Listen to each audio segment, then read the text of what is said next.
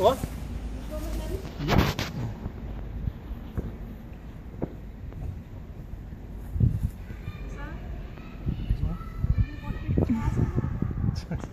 Okay. Han vil også komme ud her for at få en kæmpe bort.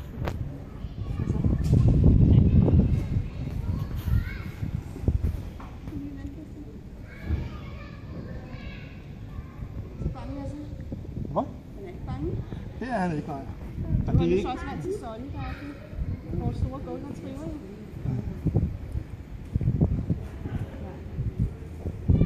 Der var han rimelig hurtigt til at sætte ham på plads. Så det var sådan noget med i starten der, så valgte Solly at sove inde i soveværelset. Sådan den første dags tid der, fordi han sådan, han var sgu lidt hissig, når han kom tæt på, ikke?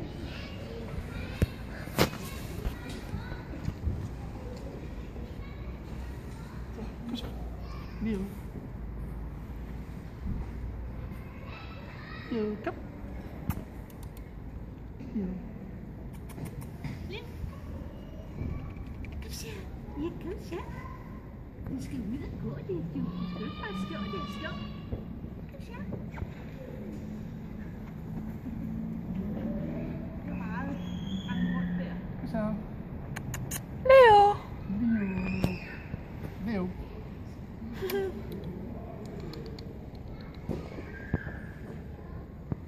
Ja, kom så. Kom så.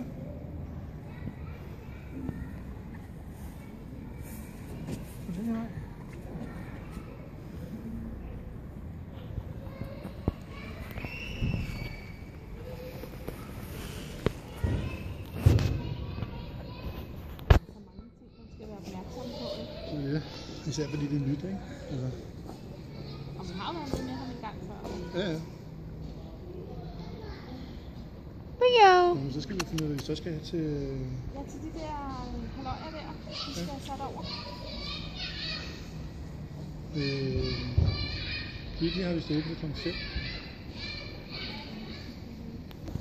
Så tager noget af stativerne, den store taske med op. Og så Patrick tager kælehunden. Så ved jeg ikke, om Julie hun vil tage mig lige ned i kiggen. Jo, kan I ikke lige gøre det sådan lidt? Så i katten og så også? Kan du ikke være der til ham samtidig? Han gider jo ikke selv gå op og trappe den. Der kan Patrick, ham kan Patrick jo tage. Nu kan vi stå og holde, så kan vi lige ramme op og komme ud med. En stor bold, den der er. Så tager vi pakke nok til den over.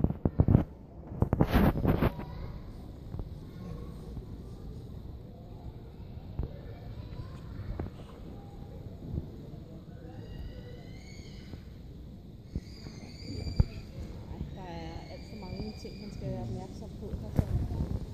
Altså lige skal...